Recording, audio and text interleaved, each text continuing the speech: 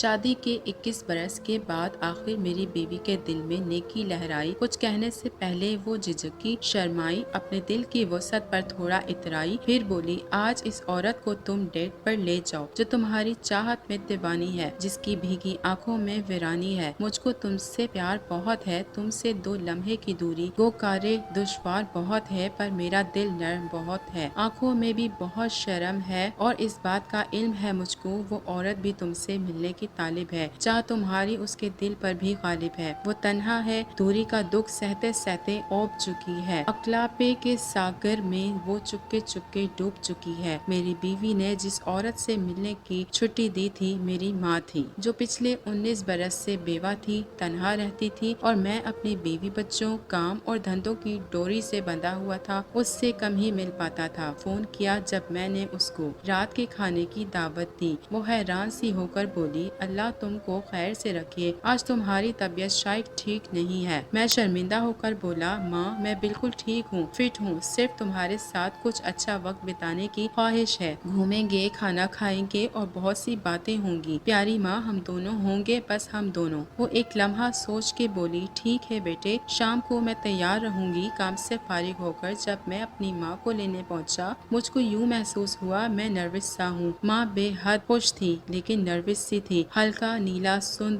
جوڑا میری ماں کے زیب تن تھا، بالوں میں بھی پھول سجے تھے، اس کے ملکوتی چہرے پر نرمی تھی اور شکر گزاری۔ کار کی سیٹ پر بیٹھ گئی تو ہنس کر بولی، میں نے اپنے سب سکھیوں کو میری اور تمہاری ڈیٹ کے بارے میں بتلایا ہے۔ وہ بے حد حیران ہوئی اور ان پر کافی روب پڑا تھا۔ وہ کل مجھ سے فون پر ایک ایک لمحے کی تفصیل سنے گی۔ ریسٹورانٹ میں جب ہم پہنچے، میری ماں میرے بازو کو یوں تھامے تھی گویا وہ خاتون اول کے منصب پر فائز ہے۔ میں نے مینیو پڑھتے پڑھتے رک کر اس کی جانب دیکھا، وہ مجھ کو گہری نظروں سے دیکھ رہی تھی، میرے ہاتھ کو چھو کر بولی، یاد ہے تم کو مینیو پڑھنا کام تھا میرا جب تم چھوٹے سے لڑکے تھے؟ میں بولا، ہاں یاد ہے مجھ کو، وہ دن کتنے اچھے تھے، کھانا کھاتے، کافی پیتے، ہم نے ڈھیروں باتیں کی تھی، میرے بچپن اور جوانی کا ہر لمحہ یاد تھا اس کو، اس کی آنکھوں میں وہ منظر نقش تھے سارے، اس کے دل میں میری یاد کا بیتا موسم ٹھہر گیا تھا۔ جب ہم واپس لوٹ رہے تھے تب ماں بولی، میں تمہارے ساتھ دوبارہ کھانا کھانے جاؤں گی، لیکن اگلی بار یہ دعوت میری جانب سے ہوگی۔ میں نے ہنس کر حامی بھر لی۔ ماں کو اس کے گھر پر چھوڑ کے رات گئے جب میں گھر پہنچا، میری بیوی ہنس کر بولی، کیسی تھی یہ ڈیٹ تمہاری؟ تب میں اگلی ڈیٹ پہ جانے کے بارے میں سوچ رہا تھا جس کی حامی بھر آیا تھا، مگر بہانہ گھڑنے کی نوبت نہ آئی۔ میری ماں تو 21 دن بھی بعد اس ڈیٹ کے جی نہ پائی، ایک ہفتے کے بعد ہی یکدم وہ یہ دنیا چھوڑ گئی۔ ماں کے مر جانے کے بعد ایک لفافہ ڈاک سے میرے نام آیا، اس میں کیا تھا؟ ایک رسید کی کاپی تھی اس ریسٹورانٹ کی، میں نے اس شب اپنی ماں کے ساتھ جہاں کھانا کھایا تھا، ایک پرچہ بھی ساتھ تھا اس کے جس پر ماں کے ہاتھوں سے یہ نوٹ لکھا تھا، میرے بیٹے، میں نے جس کھانے کی تم کو دعوت دی تھی اس کے بل کی پیمنٹ میں نے کل ایڈوانس میں کر دی ہے، میرا جی کچھ ٹھیک نہیں